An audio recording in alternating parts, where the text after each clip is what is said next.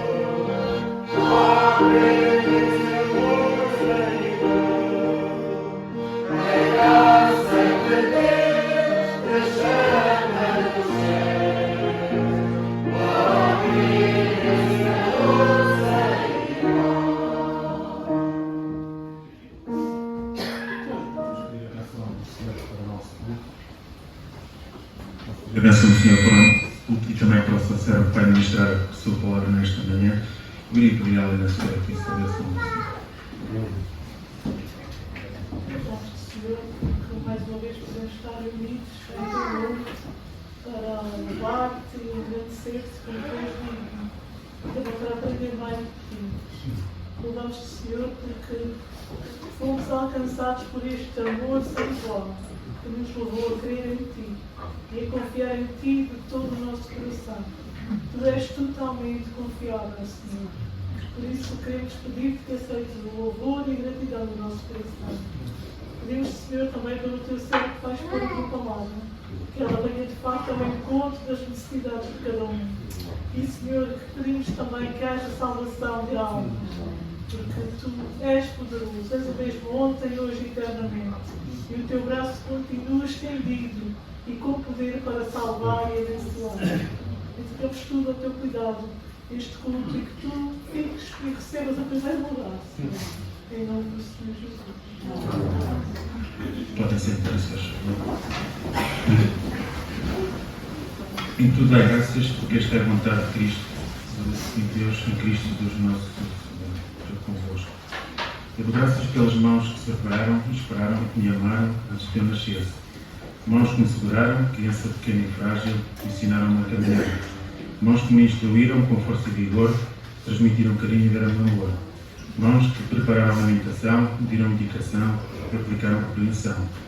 Mãos unidas, em prece constante, para que eu me tornasse homem, sem fugir aos caminhos de Deus. Mãos que me incentivaram na vida e enxugaram lágrimas. Mãos sempre juntas, orando por mim e me ensinando a orar. Mãos que espalharam amor e me ensinaram a amar. Mãos que nunca se cansaram, mãos prontas a fazer o bem, as mãos da minha mãe. Eu agradeço aos irmãos em nome da minha mãe as orações que tenho feito por ela, pelo seu restabelecimento. Ela tem sentido a resposta das orações que ela encontrou do Senhor. Já começa a fazer um bocadinho a vida dela, mas ainda pensa que tem 3 crianças lá em casa para cuidar, para ajudar mais alguma coisa. Também agradeço o amor e o carinho mostrado pelos irmãos nos seus telefonemas e também nas visitas que fizeram à minha mãe. Em relação aos anúncios, temos os pedidos de oração que o Miguel deve estar a projetar neste momento. Oramos também por estes irmãos que não podem neste momento estar connosco por motivos de doença ou por outros motivos também. Oremos também pelos nossos irmãos na Ucrânia e pelos nossos irmãos que estão ao redor do mundo, são perseguidos para proclamar o Evangelho. E damos graças ao Senhor por ainda podermos ter a liberdade para o fazer. Por vezes, deixamos-nos ficar na sombra do passado, escondidos na turbulência do presente, evitando deste modo as vagas do futuro e deixamos que o tempo nos passe, nos ultrapasse e ficamos estáticos. O tempo passa e observamos as imagens da nossa vida que arrastamos atrás de nós. Nenhum limite nos deve tirar a ambição da autossuperação e de nos fazermos melhor a cada dia.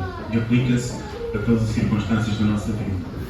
A persistência será a forma de constante autossuperação. Eu não fui militar, a minha prova só durou 15 minutos, mas até o mais bravo do pelotão sentiu, em algum momento, desânimo, cansaço e dúvidas. E porventura terá pensado em desistir. Mas o que é que nos distingue tanto de todos? É a nossa capacidade de nos superarmos a nós mesmos e vamos ao fundo do nosso âmago e conseguimos reunir força necessária para continuar.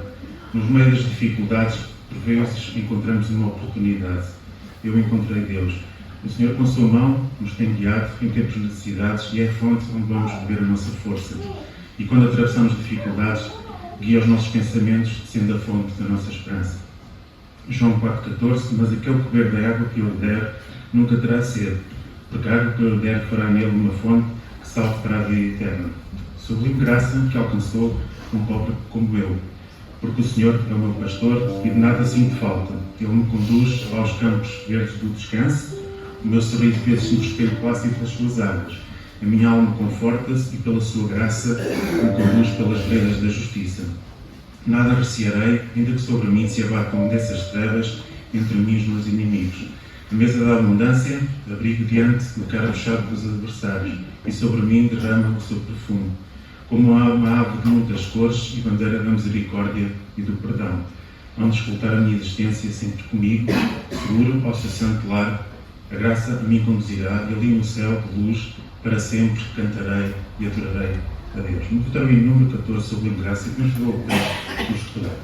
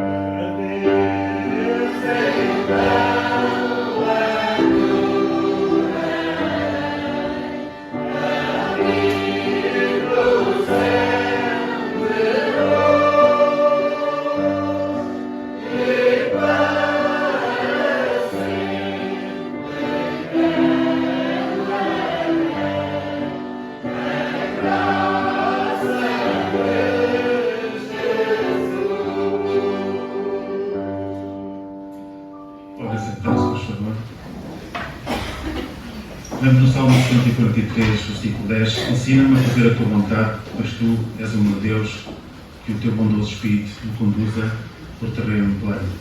Nós achamos que a vida é injusta quando nos amputa as asas muito cedo, privando-nos muitos sonhos, objetivos e até realizações. Mas nada na vida acontece por acaso, tudo tem uma razão e um porquê. Romanos 8:28 diz-nos: E sabemos que todas as coisas concorrem para o bem daqueles que amam a Deus, daqueles que são chamados segundo os seus propósitos. Por isso acredito que o melhor da vida está por vir e que Deus me colocou num lugar junto à janela do comboio da vida. Confio de desfrutar cada uma das paisagens que o tempo me decidiu oferecer, para não me assustar com os abismos, nem com as curvas com que me deparo e que muitas vezes não deixam visualizar os caminhos que estão por vir. Procuro apreciar a viagem da vida, vendo cada arbusto, riacho, os beirais da estrada e os tons da paisagem que vão mudando. Vou desdobrando o mapa, a Bíblia, e escolhendo os meus roteiros, escolhendo o que é certo e rejeitando o que é errado. Atendo a cada ponto de paragem e partida para descer na estação da esperança e Macedónia, na estação do Celeste Lar, e onde irei procurar desembarcar todos os meus sonhos, firme nas promessas do meu Salvador, confiando sempre no seu grande amor. Firme nas promessas do Celeste Lar, em que maior medida espero desfrutar no porvir eterno graça singular. Nós somos chamados para a santificação, sem a qual ninguém verá o Senhor. Hebreus 12:14. Somos chamados para combatermos o combate da fé. 2 Timóteo 4:7. Somos chamados para corrermos com paciência a carreira que nos está proposta. Hebreus 12:1. Somos chamados para servirmos uns aos outros com amor. Gálatas 5:13. Somos chamados para nos sujeitarmos a Deus e a resistir ao diabo, fazendo-nos fugir de nós. Tiago 4:17. A vontade de Deus é simples, é boa, é agradável e perfeita. Romanos 12:2, para cada um de nós. Só temos de enfrentar o desafio de Josué, a nação de Israel, escolhei hoje a quem sirvais, Josué 24:15, e fazermos a escolha certa. Depois podemos descansar, porque as coisas que o olho não viu, o ouvido não ouviu, e não subiram ao coração do homem, são as que Deus preparou para os que o amam. 2 Coríntios 2:9. Vamos entender para o número 326, firme nas promessas, e vamos também aproveitar para levantar as ofertas para a obra do Senhor.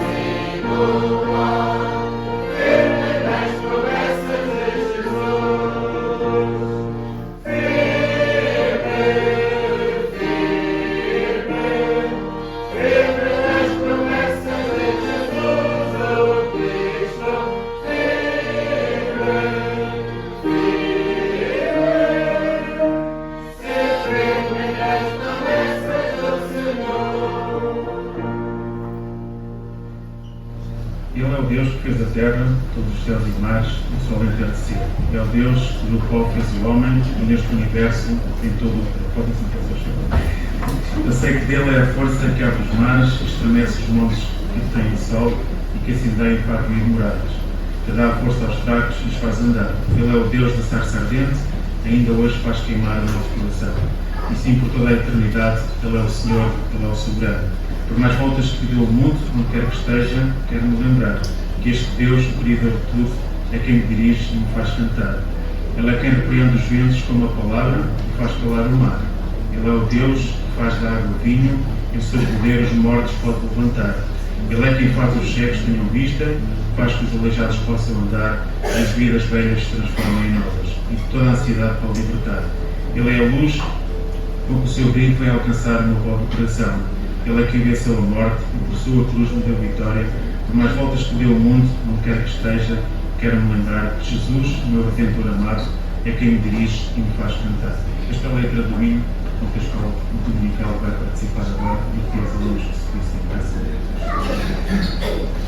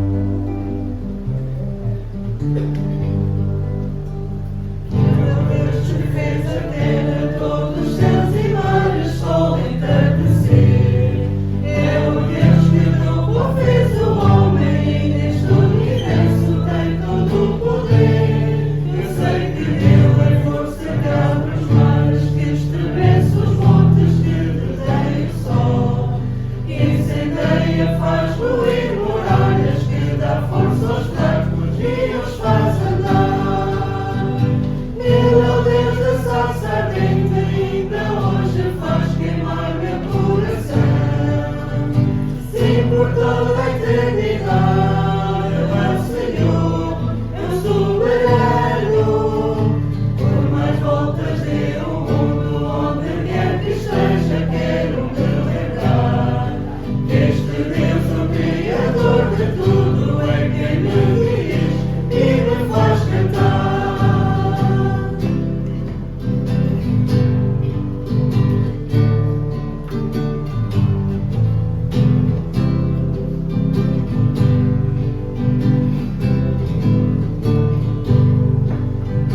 Ele é quem repreende os ventos, com uma palavra faz calar o mar.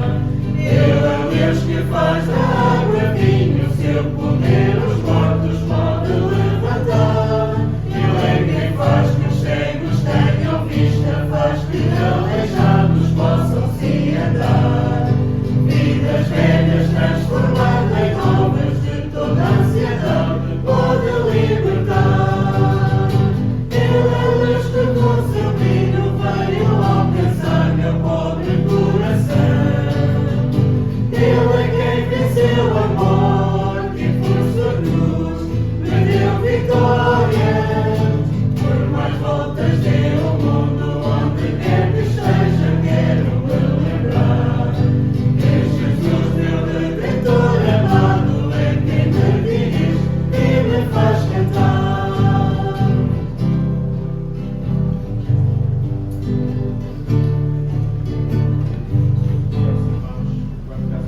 Cantassem também novamente connosco.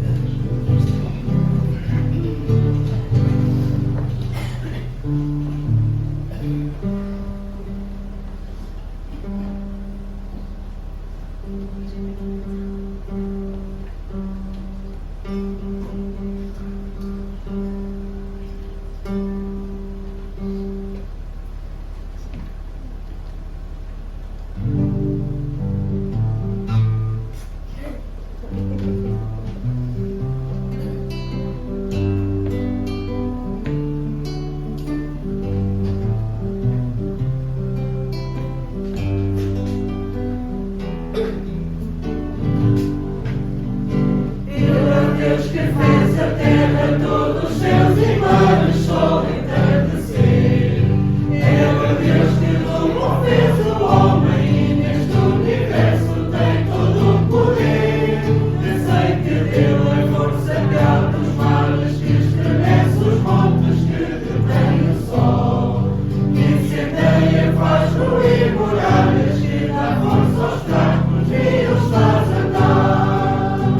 Ele é o Deus da sarça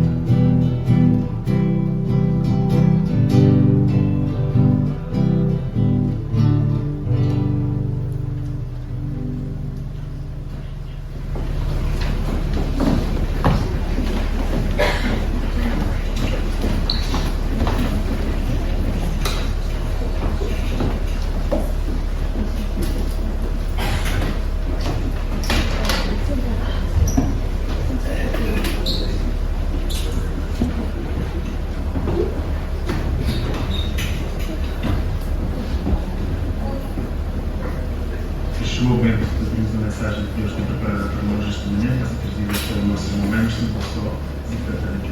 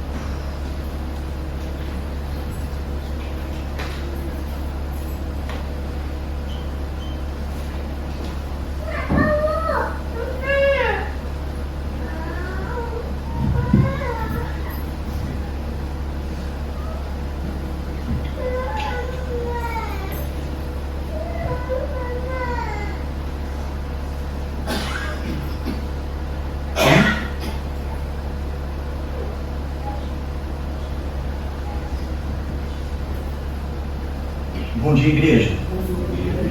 Que a graça e a paz do nosso Senhor e Salvador Jesus Cristo esteja com todos nós hoje e sempre. Bom estar de volta. Antes de duas coisas, né? Primeiro, quando há uma participação tão boa assim, aumenta a responsabilidade e eu não posso, né, fazer nenhuma asneira aqui. E a segunda coisa é a seguinte, eu não entendi por que o Etienne foi o único que não tirou as máscaras. Etienne, muito tímido. Muito tímido. Não dá. Vamos lá. Vamos falar agora, sério, de coisas novas. Já tenho feito uma série já há um tempinho com relação a coisas novas, só relembrando o que nós já vimos, falando sobre coisas velhas e coisas novas, sobre o hábito que a igreja tem de, em muitos momentos, se apegar a coisas que deveriam não mais fazer parte da nossa vida e de ter dificuldade em aceitar coisas novas que deveriam fazer parte da nossa vida. Falamos sobre unção, capacidade especial que Deus outorga àqueles que são dele para realizarem determinadas funções dentro da comunidade cristã. Falamos de avivamento bíblico, tá? Modo pelo qual Deus age na igreja para que as coisas sejam feitas de forma diferente, o meio de derramamento do Espírito para que a realidade da igreja mude. Falamos sobre pregação expositiva, na última vez que eu estive aqui, pregação expositiva, o modo pelo qual a Bíblia é aberta, o texto é exposto e o texto ensina, e o texto traz as verdades do Evangelho de forma clara. E hoje vamos falar sobre mais uma coisa, que é relacionamento entre irmãos. Eu vou utilizar mais uma vez um texto que está lá no livro de Atos, nós vamos passeando pelo capítulo 2 de Atos.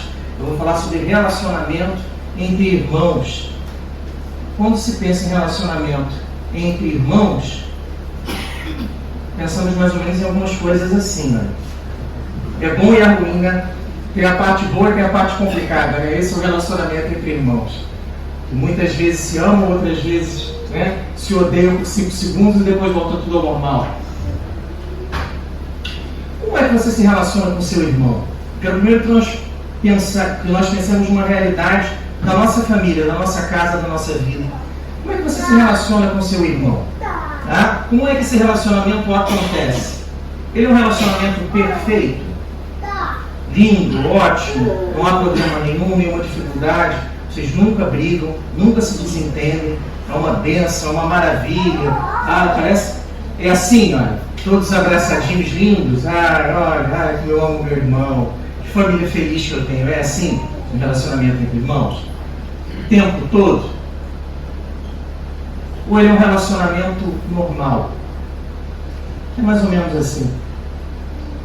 Momentos não tão alegres, não tanta comunhão, mas sempre prevalece o entendimento, o desejo de caminhar junto, a vontade de estar junto, de se conhecer mais, de dar a conhecer ao outro e conhecer a intimidade. Talvez essa seja a grande marca do relacionamento familiar, do relacionamento entre irmãos, essa possibilidade de se caminhar junto, apesar das dificuldades e apesar das diferenças. Pensou aí na questão dos irmãos? Qualquer relação, e a dos irmãos é uma relação muito próxima, qualquer relação de proximidade e intimidade, ela gera problemas. Em casa é assim, na igreja é assim também. Quanto mais eu me aproximo, mais eu conheço o outro, mais eu vejo o que eu gosto e o que eu não gosto. E existe uma tendência tanto a nos aproximarmos em determinadas situações, quanto a nos afastarmos em outros momentos e em outras situações. É mais ou menos assim, aqueles irmãos que brigam no carro, pelo peluche aqui, pelo bichinho, um puxa para cá, o outro puxa para lá, é meu, não, eu quero e tal, não se entendem, mas depois se entendem. A vida entre irmãos é assim. Por que Deus nos colocou numa família, nos dá irmãos, pais, mães? Porque Deus quer que nós vivamos em comunhão. Eu gosto muito quando a palavra de Deus é comprovada pelo conhecimento humano. Eu acho que há 2 semanas atrás eu vi uma publicação de um estudo numa revista muito conhecida, eu acho que de psiquiatria ou de psicologia, não me recordo, dizendo que a conclusão do estudo é que o homem não deve viver só. Faz mal para a saúde do corpo viver só e faz mal para a saúde da alma viver só. Por isso que Deus nos dá uma família. E por isso que, por mais que nós lutemos e tentemos dizer que não pensamos assim, todos nós temos medo da solidão. Todos nós temos medo de viver sozinhos, porque Deus nos fez para viver em comunidade. Para isso Deus criou a igreja, para que nós possamos estar juntos. Assim, 2 irmãozinhos bonzinhos aqui, olha, dando um abracinho. Faz bem para a alma, faz bem para o coração e faz bem para a vida cristã que nós caminhamos juntos. Vamos lá. Pensa comigo aqui. Como seria a sua vida sem o seu irmão? Ainda você não tem irmão, seu filho único. Como é que seria a sua vida sem os seus pais, sem os seus amigos, sem as pessoas que você ama, que te amam e que importam genuinamente na sua vida? Seria a mesma coisa? Claro que não. Deus nos fez para que nós vivamos em comunidade. Essa é uma das grandes mensagens do Evangelho. E deixa eu adiantar um pouquinho mais aqui. E agora eu vou jogar a responsabilidade para nós. Esquece a igreja. Vamos falar de... Esquece a igreja, não. Esquece a sua vida particular e sua família. Vamos falar de igreja. Como é que é o nome da nossa comunidade aqui? A Igreja dos Irmãos, né? Vamos lá. Olha só. Normalmente as igrejas cristãs têm extremo cuidado no modo pelo qual se denominam. Porque o nome traz parte da identificação da comunidade. Vou te dar um exemplo, a igreja metodista. Por que a igreja metodista tem este nome? Porque eles possuem um método de ensino e de exposição das escrituras, e eles entendem que isso é um método válido para se alcançar a verdade. E isso é tão importante que a igreja leva o nome. Igreja Batista. Valoriza o batismo. Ela nasce num período em que se defendia que o batismo não era necessário. E ela surge como uma igreja que valoriza o batismo e coloca o batismo no nome. Por que o nosso nome é Igreja dos Irmãos? Já pararam para pensar nisso? Deve ser porque nós valorizamos, deveríamos ou valorizar de maneira especial essa nomenclatura. Peguei até aqui no Google a nossa placa. Igreja Evangélica, você não tem dúvida, tá? Igreja Evangélica dos Irmãos. Ah, por que isso? Por que o nome leva irmãos? Qual é a finalidade, qual é o objetivo? Eu vou falar rapidamente sobre isso. O movimento dos irmãos ele surge como um movimento interdenominacional no momento em que igrejas tradicionais eram muito frias, em especial a igreja anglicana. O que era isso? As pessoas iam, sentavam, assistiam o culto, como nós estamos fazendo agora. E quando elas saíam, elas iam embora e não falavam com ninguém. Porque a semelhança é mera coincidência. Igrejas muito formais e pouco relacionais. Gente que não conversa, gente que não fala, gente que não se abre, que não procura estabelecer laços. Eram crentes frequentadores de culto, que não desenvolviam laços de intimidade. Eles eram crentes, mas não eram irmãos. Eles só eram irmãos no espaço do culto. Terminou o culto, cada um segue a sua vida. Se eu encontrar na rua, eu finjo que eu não conheço. Entendeu a importância do nome?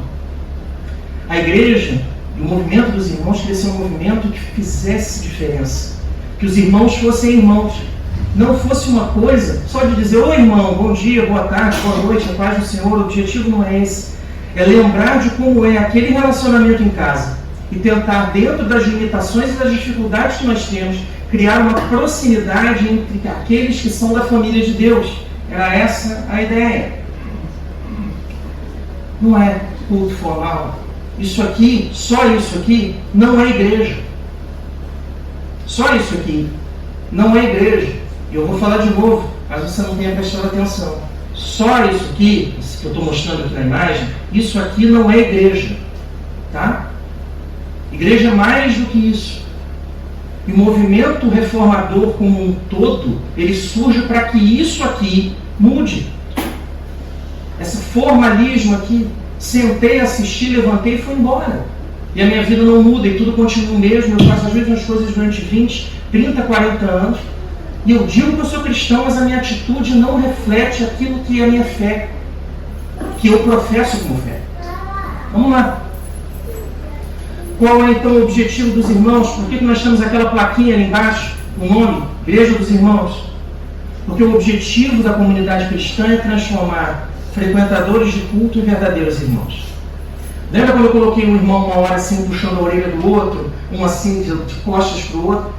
Existem momentos de ruptura, de dificuldade. Uns são mais próximos, outros são mais distantes. Mas sim é uma marca que a igreja deve possuir ao longo da história, que ela não deve ser indiferente. Seus membros não devem ser indiferentes uns aos outros. Há necessidade de proximidade. Por isso Deus estabeleceu a igreja. Vamos lá. Como são os relacionamentos na igreja? Eles são próximos?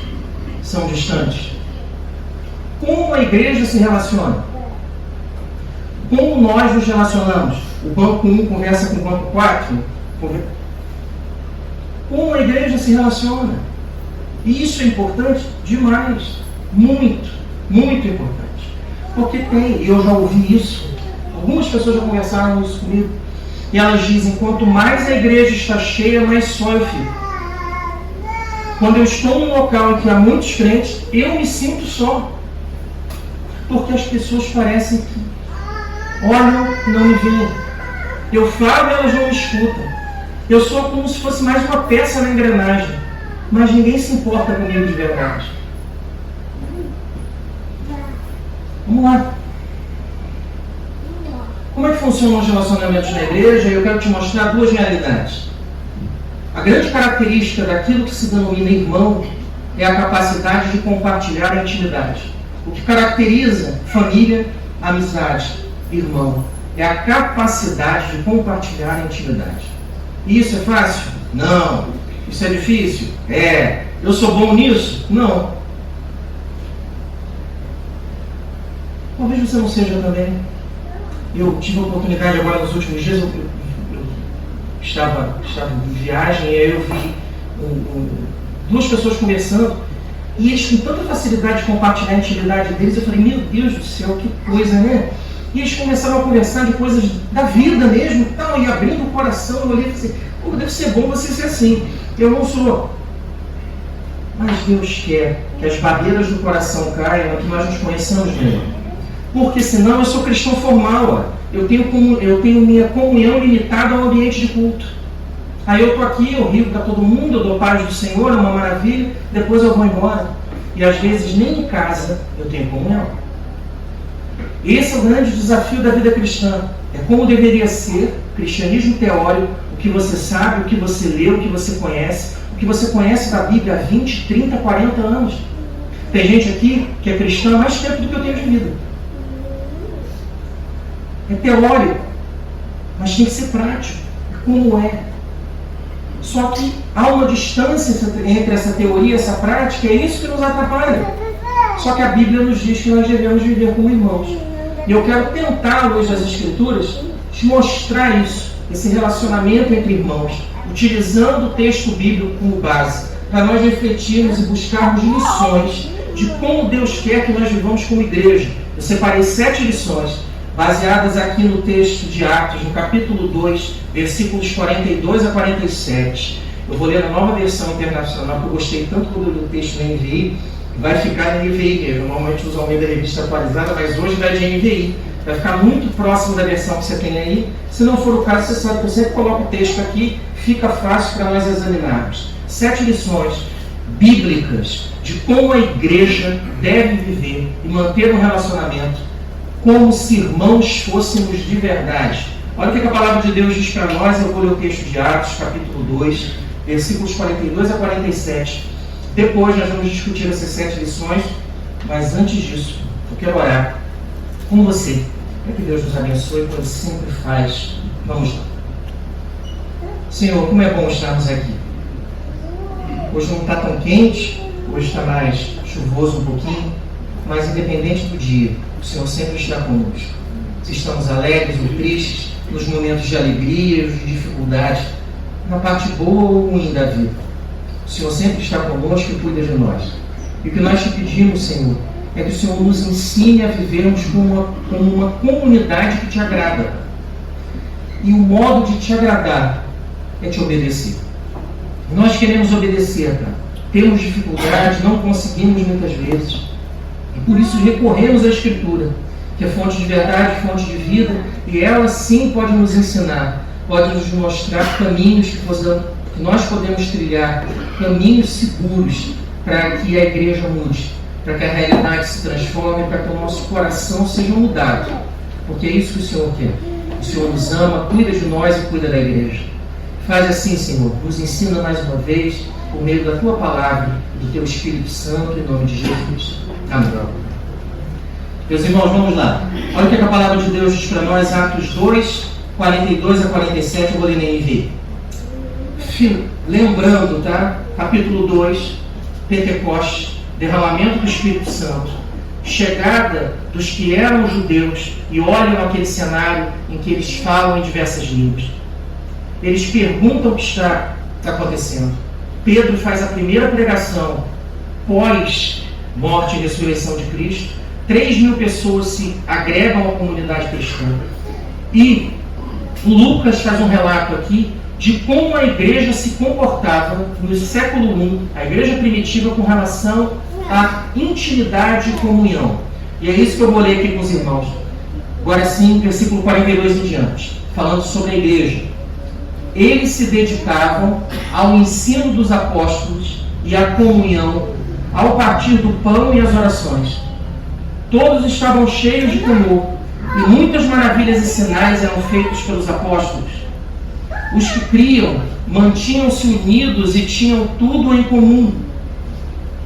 Vendendo suas propriedades e bens, distribuíam a cada um conforme a sua necessidade.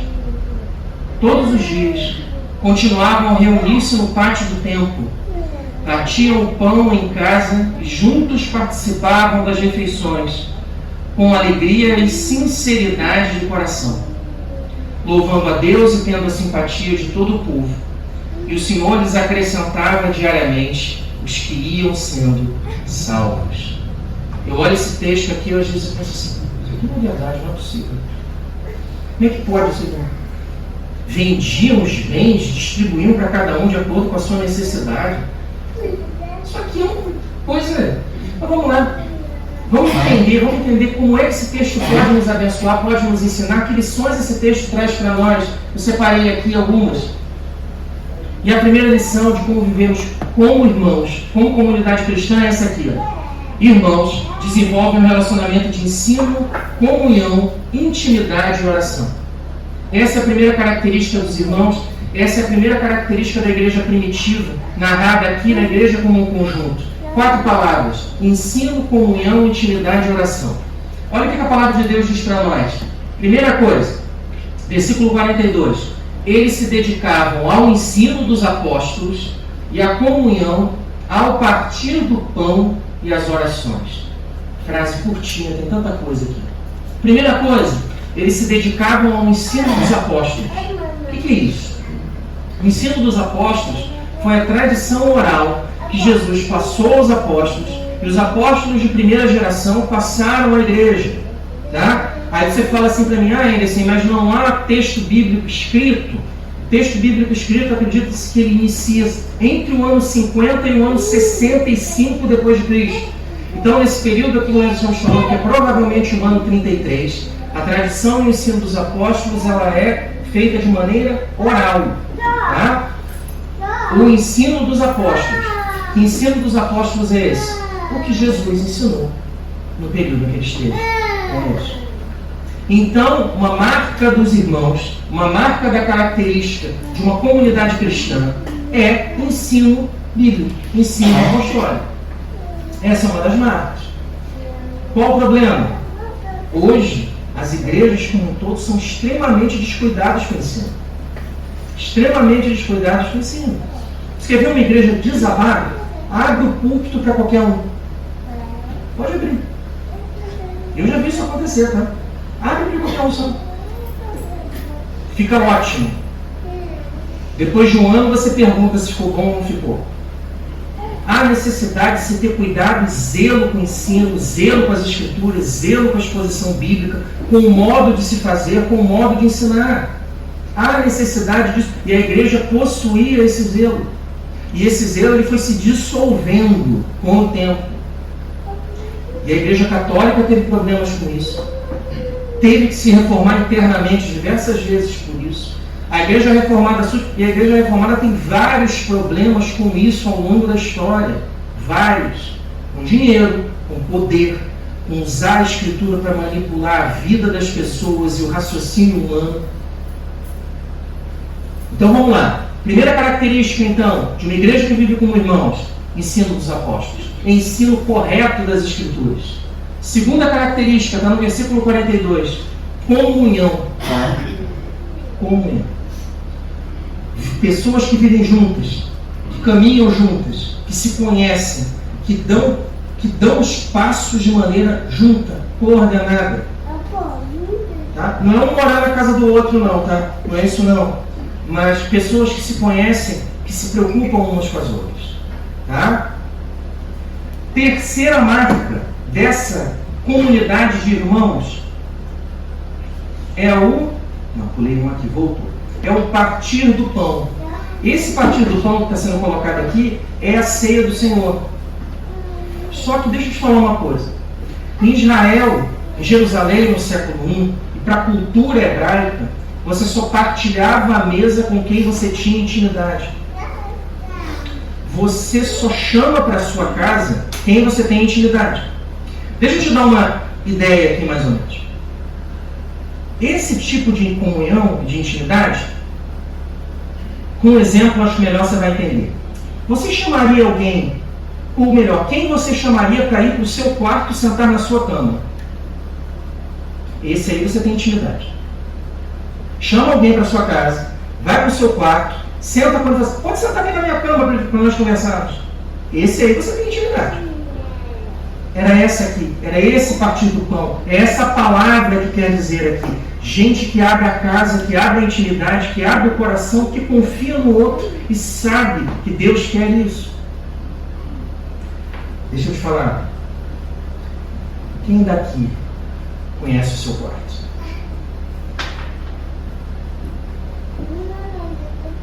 Entendeu? Quem aqui já sentou na sua cama? Entendeu? É isso. Essa é a intimidade e a comunhão cristã.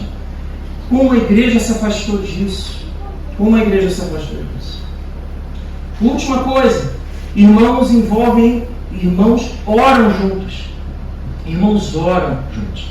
E o que a Bíblia diz para nós é o seguinte: Deus se manifesta de duas formas. Ele se manifesta no privado e se manifesta no público. Só que ele se mostra, se revela e age de maneira especial no público. Quando o povo de Deus está reunido, é diferente. É diferente. A presença de Deus se faz de uma forma diferente. Tá? Partilha de oração.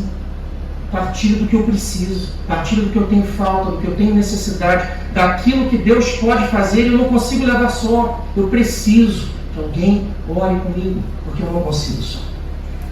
Então essa é a primeira lição. Irmãos desenvolvem um relacionamento de ensino, de comunhão, de intimidade, de oração. Segunda coisa, irmãos temem a Deus e desfrutam das suas bênçãos. Os irmãos temem a Deus e desfrutam das suas bênçãos. Você sabe aquele texto que fala que o apóstolo João diz que o verdadeiro amor lança fora todo medo? Lança. Mas medo do poder e da autoridade de Deus não vai embora não. Tá? Deixa eu te contar uma coisa. Você já passou por uma experiência que você quis fazer determinada coisa e você não fez, que você sabia que se você fizesse a mão de Deus ia pesar em cima de você? Eu já. Se eu fizer isso aí, eu sei que Deus vai me cobrar. O temor de Deus, da autoridade, do poder dele, da soberania dele, faz parte do cristianismo. Só que nós, no século moderno, falamos assim, não, você tem medo de Deus, não. Deus ele é amiguinho, ele perdoa tudo e tal. Deus vê tudo. E quanto mais intimidade eu tenho com ele, mais eu sou cobrado por aquilo que eu deveria fazer e não faço. Ele sabe disso. E o temor de Deus é que faz com que determinadas condutas não sejam tomadas por nós. Faz parte da vida cristã. Faz parte. Versículo 43, olha. Todos estavam cheios de temor. Temor acerca da autoridade, do poder de Deus, de quem ele era. E muitas maravilhas e sinais eram feitos pelos apóstolos. Essas maravilhas, esses sinais, o que eram? Eram só coisas grandiosas? Não, eram coisas simples. Deixa eu te falar uma coisa, eu nunca imaginei que eu ia estar auxiliando uma igreja em Portugal, pregando, e um dia minha mãe ia estar aqui assistindo. Eu nunca imaginei isso na minha vida, cara. Eu nunca imaginei. Sinceramente, eu já pensei, tem coisa que você pensa, né? Você pensa assim na vida, eu vou fazer isso, eu vou fazer não sei o quê, vou estudar não sei aonde, vou não sei o que lá. Eu vou fazer em Portugal, a minha mãe está ali, eu não imagino isso na minha vida. Deus faz as coisas e mostra e muda a história de um jeito que nós às vezes não conseguimos enxergar. E aí nós falamos, Deus não está aqui, Ele não fez isso, Ele não está aqui. Ele está. Ele está.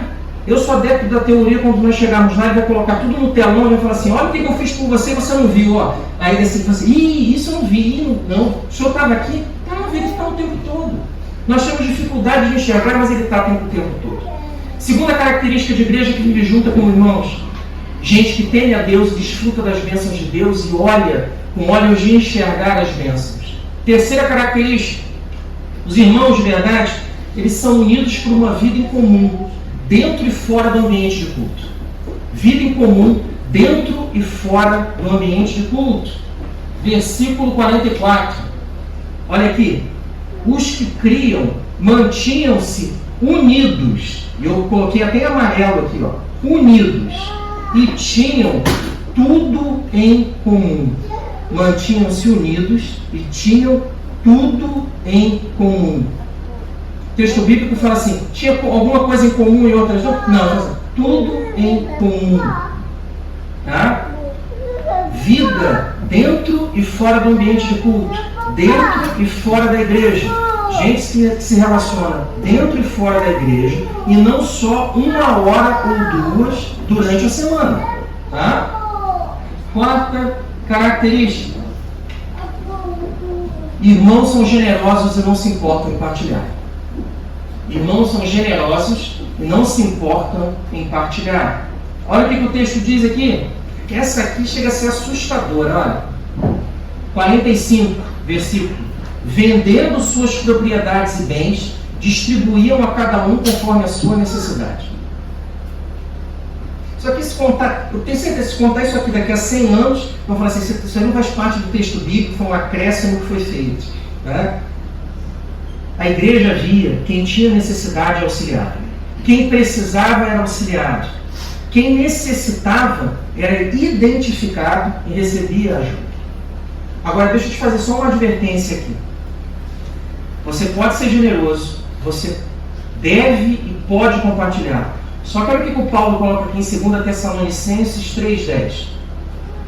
Porque, quando ainda convosco, vos ordenamos isto: se alguém não quer trabalhar, também não coma. Agora o Paulo já vai direto, né? Não quer trabalhar, não coma. Pronto. O que acontece? A igreja deve ser generosa, mas a generosidade deve ser utilizada com sabedoria. Generosidade não é abuso, generosidade não é se encostar na igreja, é identificar quem precisa e esse ser auxiliado. Irmãos de verdade fazem isso, eles auxiliam aqueles que precisam. Quinta lição: os irmãos desejam estar juntos no ambiente de culto. Quem é irmão quer estar junto no ambiente de culto. Olha o que o versículo 46 diz: todos os dias, a igreja continuava a se reunir no pátio do templo. Como é que é a nossa vida hoje? É tão corrida que nós entramos aqui, pegamos o telemóvel, começamos a olhar, e olhamos o horário, e olhamos a notícia, vemos qual o jogo de futebol que vai ter hoje, e aí depois eu começo a olhar para ver quanto tempo demora para que o culto acabe. E eu vou embora. Desejo de estar juntos no ambiente de culto. Sexta lição: irmãos partilham a ceia do Senhor, as refeições, a intimidade e a vida com alegria e sinceridade. Olha o que eles partilham: a ceia, as refeições, a intimidade e a vida, só que com alegria e sinceridade. Olha o que o texto diz aqui. Já lemos a primeira parte, vamos ler a segunda. Olha. Todos os dias continuavam a reunir-se no pátio do templo, partiam o pão em casa e juntos participavam das refeições, com alegria e sinceridade de coração. Vou dividir um pouquinho aqui para você. Irmãos partilhavam a ceia do Senhor, partiam o pão em casa. Gente que se reunia, que abria o coração. Ceia do Senhor em casa. Menos formalismos e tal. O movimento dos irmãos surge como ceia. Pessoas de denominações distintas que se reuniam para tomar a ceia do Senhor. Partiam o pão em casa, partilhavam a ceia do Senhor. Juntos participavam das refeições. Se reuniam porque tinham desejo de estar próximos, de serem mais íntimos. E eles faziam isso com alegria e com sinceridade. Não é para aparecer, não é porque é para mera formalidade, não é porque é para dizer que é líder da igreja, porque é bonitão, porque é crente. Fazer isso com alegria e com sinceridade. E sétima e última lição aqui que o texto traz para nós. Os irmãos, eles são gratos a Deus, eles buscam viver de maneira exemplar e o testemunho deles colabora para que a família da fé aumente. Onde é que está isso? Versículo 47. Olha o que o texto diz para nós. Que aqueles discípulos do século I, eles louvavam a Deus e tinham a simpatia de todo o povo. Aqui é como se dissesse o seguinte: o comportamento deles era tão exemplar que a igreja era admirada. Eles agiam de uma maneira tão correta, tão certa, tão justa, tão agradável, que as pessoas se sentiam atraídas pela igreja, por Cristo. Ser cristão é isso aí? Rapaz, eu quero isso para a minha vida. Porque esse pessoal aí é bom demais, é alegre demais, é feliz demais. Eu preciso disso, eu quero ser como eles, porque a minha vida é completamente diferente da vida deles. Sabe por que é isso? Testemunho genuíno. E aí, esse testemunho contribuía para o aumento da família da fé. Eles atraíam as pessoas para a igreja com comportamento. Olha aqui, ó. E o Senhor lhes acrescentava diariamente os que iam sendo salvos. Lembra das 7 lições? Lembra do que eu falei? Vou fazer um resuminho aqui para você de conclusão. Olha só. Irmãos de verdade, o que eles fazem? Uma igreja que vive em comunidade de forma genuína. 7 marcas. Primeiro, irmãos desenvolvem um relacionamento de ensino, de comunhão, de intimidade e de oração. Segunda marca, irmãos temem a Deus e desfrutam de suas bênçãos. Terceira, irmãos são unidos com uma vida em comum dentro e fora do ambiente de culto. Não é só na igreja, fora também a intimidade, fora também a partilha, fora também a comunhão. Quarta lição, irmãos são generosos e não se importam em partilhar.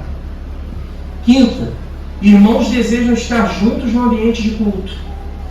Sexta, irmãos partilham a ceia do Senhor, as refeições, a intimidade e a vida com alegria e sinceridade. E a sétima e última lição: irmãos são gratos a Deus, buscam viver de maneira exemplar e os seus testemunhos contribuem para o aumento da família da fé. Você tem sido generoso? Você tem buscado comunhão? Você tem tentado ter uma vida exemplar para que a sua vida atraia pessoas a Deus? Você tem buscado, à luz do texto bíblico, tentar alcançar aqueles que são de Deus? Ou melhor, que precisam de Deus? Esse é o recado que a Bíblia tem para nós no passado, no presente e no futuro. Nós devemos buscar agradá-lo e buscar viver como irmãos. Se isso não fosse importante para nós, a nossa igreja não tinha nome Irmãos. Tá? Que Deus nos abençoe, meus irmãos, e que a graça dele esteja conosco hoje e sempre, em nome de Jesus. Amém.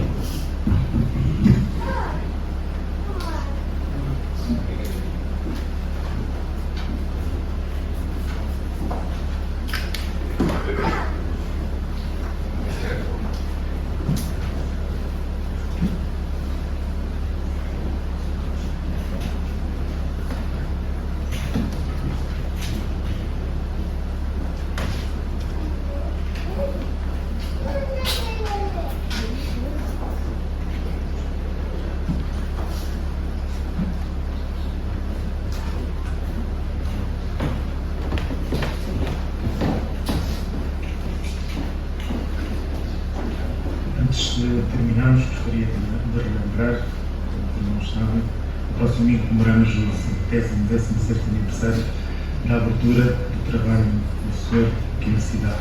Então, só para lembrar os horários dos cultos, o culto de ceia do Senhor terá lugar às 9h30 e o culto de pregação terá lugar às 15 horas. Vamos então terminar com a oração.